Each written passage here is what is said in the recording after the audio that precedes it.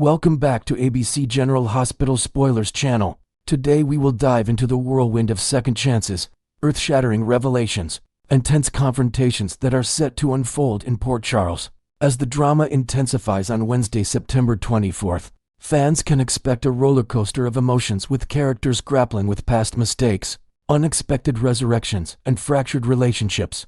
Let's break it down step by step, exploring how these pivotal moments could reshape alliances and ignite new conflicts in the beloved soap opera world. Starting at the heart of the hospital, where recovery rooms often double as battlegrounds for personal reckonings, Stella Henry makes her triumphant return to work after a tumultuous period. With her signature blend of compassion and no-nonsense attitude, Stella corners Martin Gray in a quiet corridor, her eyes flashing with determination. She's not one to mince words, especially when it comes to protecting her family from the chaos Drew Cain has unleashed. Pressing Martin for answers, Stella demands to know the real reason behind his urgent need to visit Drew, who's still bedridden, bandaged from the recent shooting that nearly claimed his life.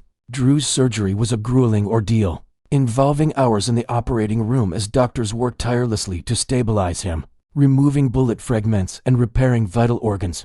Martin, ever the slick attorney, had struck a deal to represent Drew in exchange for him backing off from meddling in Stella's professional life and smoothing over tensions at General Hospital. But Stella's instincts are sharp senses there's more to this alliance than meets the eye. After all, Drew's relentless pursuit of power has turned her family's world upside down for months.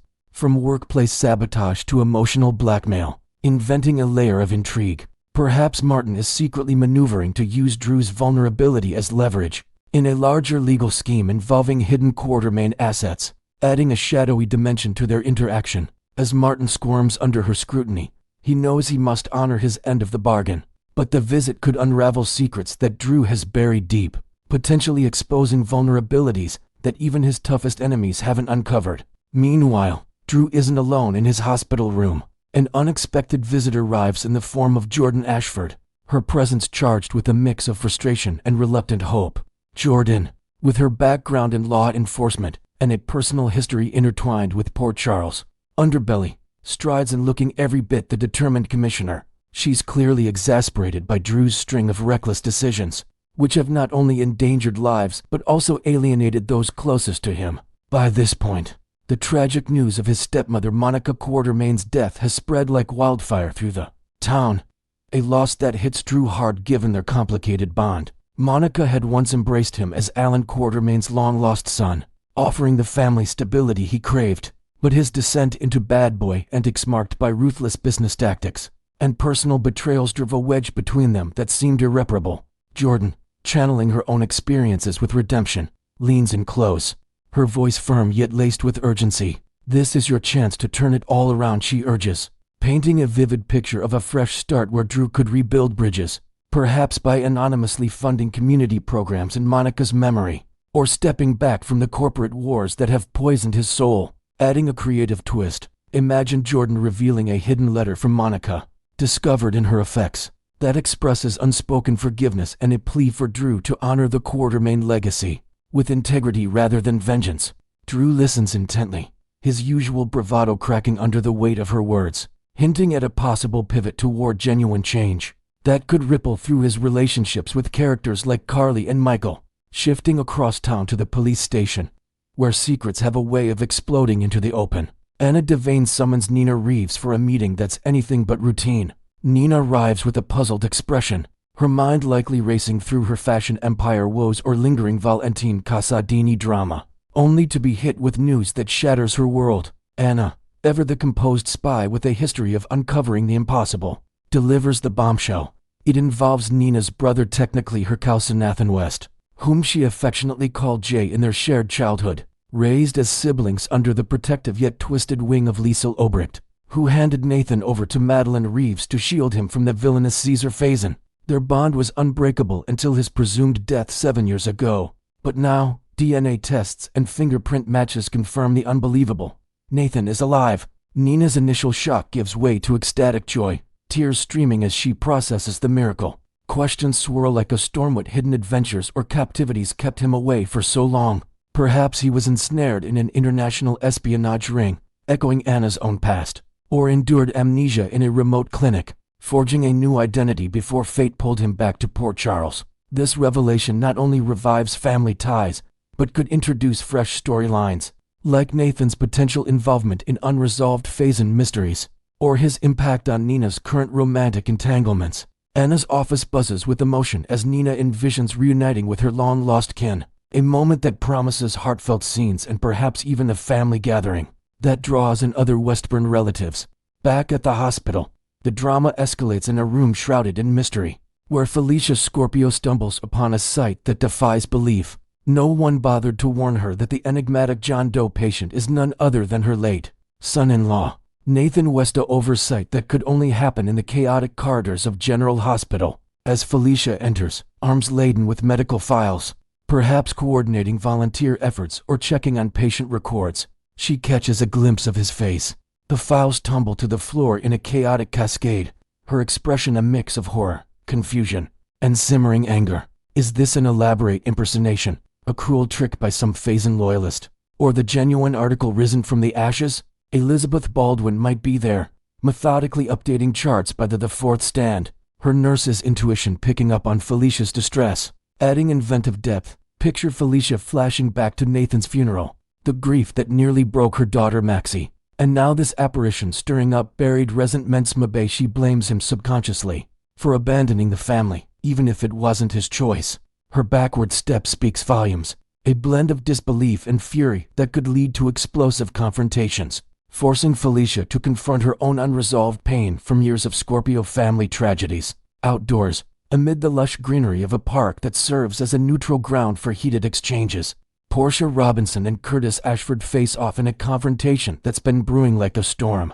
Portia, her medical expertise often overshadowed by personal insecurities, accuses Curtis of clinging to old flames, specifically his ex-wife Jordan. "You made your choice and can't even admit it," she snaps, her words cutting through the air like a scalpel. Despite their divorce years ago, Portia's jealousy festers, a toxic undercurrent that poisons their marriage. Curtis, the suave private investigator with a knack for diffusing tension, stands his ground, but the strain is evident. Pretending to be the picture-perfect couple, for their daughter Trina's sake, becomes increasingly challenging, especially with Trina navigating her own young adult dramas, inventing new elements. Perhaps Portia references a recent overheard phone call or a suspicious late-night meeting, escalating the paranoia and pushing Curtis to reveal a harmless professional collaboration with Jordan on a case. This spat could be the catalyst for couples therapy sessions or even a temporary separation, testing the resilience of their bond in the face of Portia's deep-seated fears. Finally, in a quieter corner, Jason Morgan engages in a profoundly serious conversation with Britt Westburn, their history of complicated romance adding layers to the moment. Britt's face is etched with sadness and guilt, as Jason calmly explains, "I was exactly where I needed to be." It seems she might have chastised him for an absence or failure to act, but his words hint at a larger tragedy: discovery of Monica Quartermain's body, and the ensuing chaos. Jason, with his stoic demeanor honed from years as a mob enforcer turned reluctant hero, recounts the harrowing details, perhaps including how he secured the scene or comforted grieving family members. Britt's guilt surges, realizing her expectations pulled him away from critical duties, amplifying her remorse. Adding creative flair, envision Jason sharing a poignant memory of Monica's quiet strength, inspiring Britt to reflect on her own brittle family ties with Liesl. This exchange not only deepens their connection, but could foreshadow Britt's involvement in unraveling the mystery behind Monica's death, blending vulnerability with the high-stakes intrigue that defines General Hospital. Next, we will explore the profound impact of Monica Quartermain's passing, and the burning question on every fan's mind: who will claim the iconic Quartermain mansion as their own in the wake of this heartbreaking loss? As Port Charles mourns the end of an era, with the departure of Leslie Charleson's beloved character, the spotlight turns to inheritance battles that could redefine family dynamics, unearth buried secrets, and spark fresh rivalries among the Quartermains. This week promises to be a poignant tribute to Monica's legacy, blending grief with high-stakes drama as potential heirs jockey for position in a household steeped in history, scandal, and unyielding power plays. The void left by Monica's death feels like the closing of a grand chapter in General Hospital's storied saga, where her role as the steadfast Quartermain matriarch anchored countless plotlines of love, betrayal, and redemption. For decades, Monica, portrayed with grace and grit by Leslie Charleson, navigated the family's turbulent waters, from adulterous affairs to corporate takeovers, always emerging as the voice of reason amid chaos.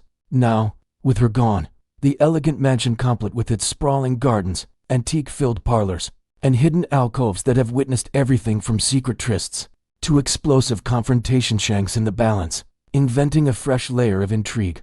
Perhaps Monica left behind a cryptic video message, recorded in her final days, hinting at undisclosed clauses in her will that could tie the inheritance to moral tests, or family reconciliations, forcing heirs to confront their past sins. This uncertainty amplifies the emotional weight, as characters gather for what might be a tense reading of the will, set against the backdrop of memorial services where old grudges resurface like ghosts. From the Quartermaine crypt, stepping into the role of the new matriarch, Tracy Quartermaine emerges as the logical frontrunner, her sharp tongue and iron will making her a force to be reckoned with. In the family's power structure, Tracy and Monica's relationship evolved from bitter rivalry marked by years of sniping over Alan's affections and control of Elk Enterprise into a reluctant sisterhood forged through shared losses and mutual respect. Alan's original gift of the house to Monica was a romantic gesture amid their stormy marriage, but with Tracy now the sole surviving elder, it seems fitting for her to take the reins. Picture Tracy already plotting renovations, perhaps converting a wing into a personal gallery of Quartermaine artifacts to honor the lineage, while asserting her dominance. Adding inventive depth, Tracy might discover a forgotten deed in the attic, revealing that the mansion's foundations hide a secret underground vault, containing priceless family heirlooms or incriminating documents from Alan's era, which could sway the inheritance in her favor if she plays her cards right. Her no-nonsense approach ensures she'll fight tooth and nail, but it also raises questions about whether she'll welcome or exile other family members from the property. Among the contenders, Jason Morgan stands out as Monica's cherished favorite son, a bond that weathered his dramatic transformation and never truly faltered before the accident that erased his memories and thrust him into sunny Corinthos' shadowy world of organized crime. Jason was the golden child, embodying the Quartermaine ideals of strength and loyalty. Monica's unwavering support through his mob entanglements, legal troubles, and personal heartbreak shaglet her maternal devotion, often clashing with the family's disapproval of his lifestyle. Inheriting the mansion would be poetic justice. Even if Jason's minimalist tastes clash with its opulent decor, he might repurpose it as a safe haven for allies like Sam, or a neutral ground for mediating Corinthos' Quartermaine feuds. Creatively expanding, imagine Jason stumbling upon Monica's private journal during a walkthrough, entries detailing her secret hopes for his return to the family fold, perhaps including a hidden trust fund tied to the property that funds charitable causes in his name, pulling at his reluctant heartstrings. This potential windfall could force Jason to reconcile his dual identities, blending his enforcer past with Quartermaine heritage in unexpected ways. No discussion of heirs would be complete without Michael Corinthos, Monica's adored grandson whose life bridges the Quartermaine elegance with Corinthos' grit, making him a symbol of unity in a divided clan. Despite Carly and Sonny's efforts to shield him from his biological roots, Michael's growth into a true Quartermaine while retaining his Corinthos edge endeared him to Monica, who saw in him echoes of her lost son AJ. Their connection was a lifeline for her, especially after AJ's tragic death, with Michael often visiting for quiet chess games or advice on ELQ boardroom battles. It's widely speculated that the mansion could pass to him, allowing Michael to raise his own family there and honor Monica's memory by hosting annual galas for her favorite charities.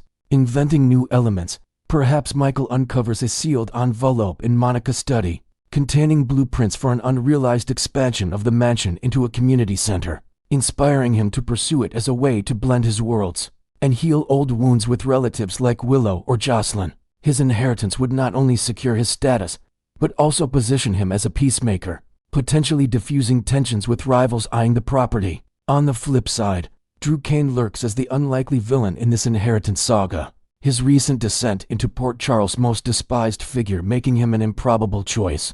Despite lingering family ties, Drew's villainous arc fueled by identity crises, corporate sabotage, and a vendetta against Michael has alienated everyone, culminating in his outrageous attempt to demolish the Quartermaine crypt, a desecration that finally pushed Monica to evict him from the very home she once welcomed him into. As Alan's other son, her frustration boiled over in heated arguments, where she lamented his transformation from a heroic Navy SEAL to a power-hungry antagonist. Yet, guilt over his complicated origin stemming from memory implants and false identities might have prompted her to include him in the will as a final act of redemption. Adding creative twists, envision Drew scheming from his hospital bed, perhaps forging alliances with shady lawyers to contest the will, or discovering a hidden codicil that grants him a portion of the estate if he atones for his sins.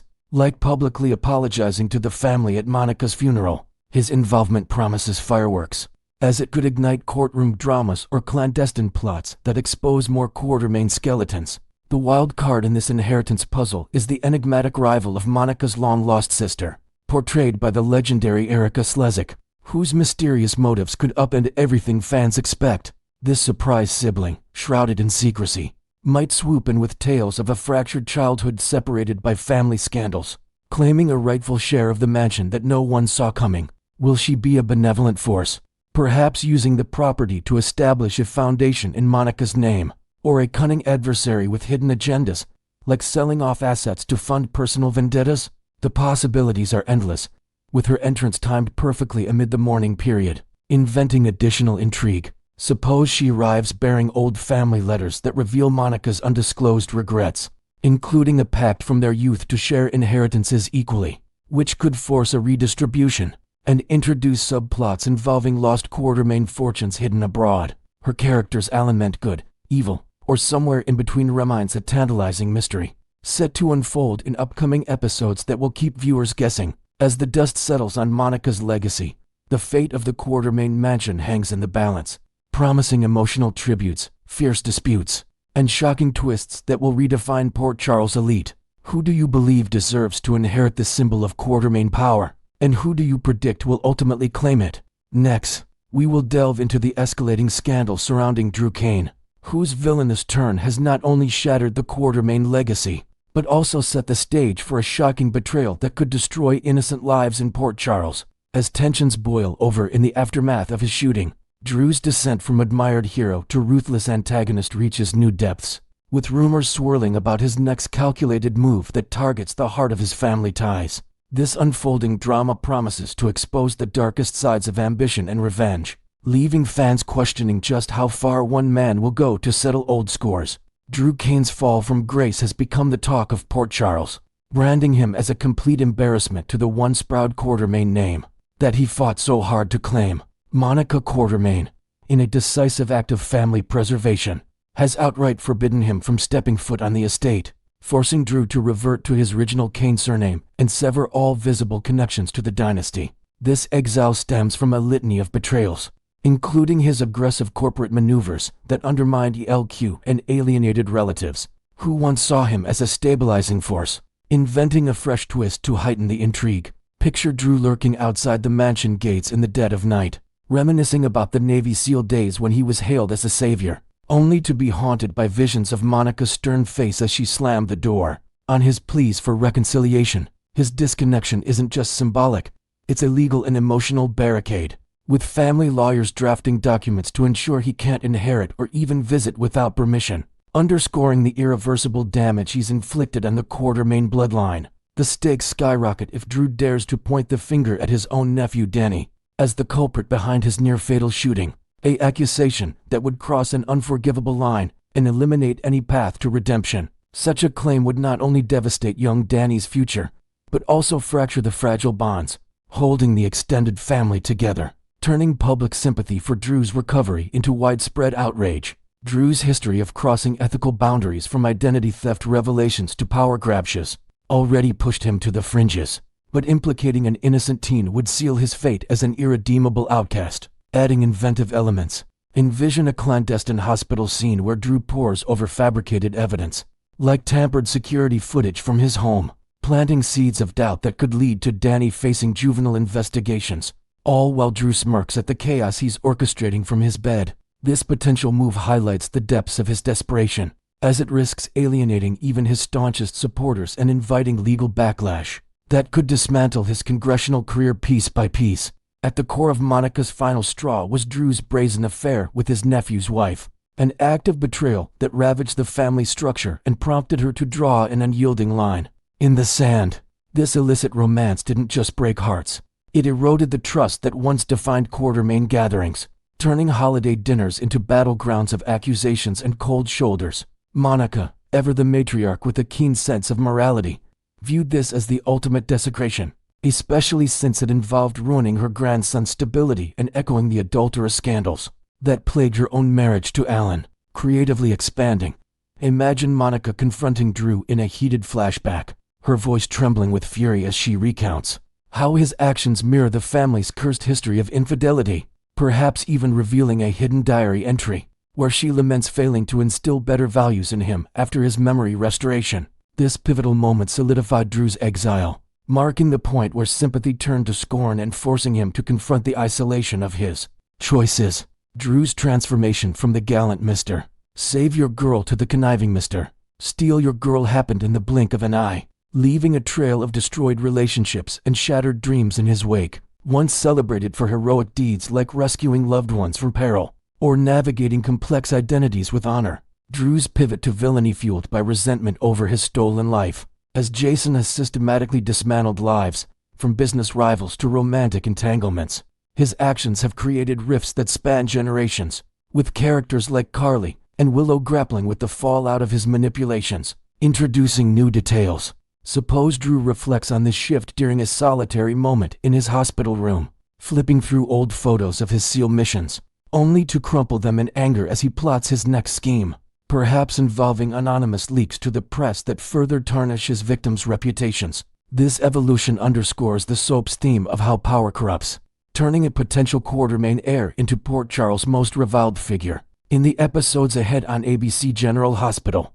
Drew cunningly leverages his status as a shooting victim to launch a fresh assault on a foe, but the target might surprise even his closest observers. Recovering in the sterile confines of General Hospital, surrounded by beeping monitors and concerned nurses, Drew milks the sympathy for all it's worth, using his bandages and pain as a shield to mask his vengeful intentions. This calculated victimhood allows him to manipulate perceptions, gathering allies who pity his plight while he sharpens his knives in secret. Adding a layer of invention. Picture Drew charming a visiting reporter into publishing a sympathetic story that subtly plants doubts about his enemies' alibis, setting the stage for a media frenzy that amplifies his revenge without him lifting a finger. His approach exemplifies the art of psychological warfare, turning a personal tragedy into a weapon that could upend the power balance in town. Recent recaps reveal Drew's initial scheme to pin the shooting on Michael Corinthos, exploiting motive from their bitter rivalry. Circumstantial evidence of Michael's proximity to the crime scene, and a flimsy alibi that crumbles under scrutiny, with Michael's history of family feuds and corporate clashes providing ample ammunition. Drew could easily fabricate a narrative that lands his nephew in hot water, potentially leading to arrests and trials that dismantle the Corinthos empire. This plan seemed foolproof, blending personal grudges with opportunistic strikes, creatively enhancing. Envision Drew rehearsing his false testimony in front of a mirror, detailing how Michael's jealousy over Elk control drove him to pull the trigger, perhaps even forging a witness statement from a paid informant to bolster the case. Yet, the allure of this takedown fades as Drew recalibrates his strategy for maximum impact. However, emerging GH rumors suggest Drew abandons the plot against Michael, opting instead for a more insidious vendetta aimed squarely at Jason Morgan, his twin-like counterpart whose shadow has long loomed over him. This shift recognizes Jason as the root of Drew's insecurities, from stolen identities to competing loyalties, making him the ultimate target for unleashing pent-up wrath. Drew's anger simmers with no limits, ready to exploit any vulnerability in Jason's armored existence. Introducing inventive flair. Suppose Drew uncovers a hidden file on Jason's past mob dealings, using it as leverage to weave a web of accusations that indirectly implicates him. Through association, this redirection promises explosive confrontations, as Jason's stoic facade cracks under the pressure of protecting his loved ones. A seemingly innocent visit from his nephew Danny ignites Drew's most diabolical scheme yet, providing the spark for a revenge plot that strikes at Jason's core through his own son. Danny's rival, perhaps bearing get-well cards or awkward small talk about family, unwittingly hands Drew the perfect tool for vengeance. As their interaction reveals chinks in the armor of Jason's paternal bond, this encounter fuels Drew's twisted genius, turning a moment of potential warmth into a blueprint for destruction. Adding new elements. Imagine Danny accidentally mentioning a heated argument with Jason over loyalties, which drew twists into motive, perhaps planting a fake gun residue test to frame the boy convincingly. The question looms, will Drew sink to the abyss of accusing Danny of the shooting, sacrificing a child's innocence to wound Jason irreparably? As Drew's machinations unfold, Port Charles braces for the fallout of his relentless pursuit of power and payback. What do you think? Will he follow through with this heartless plan, or will a glimmer of conscience intervene?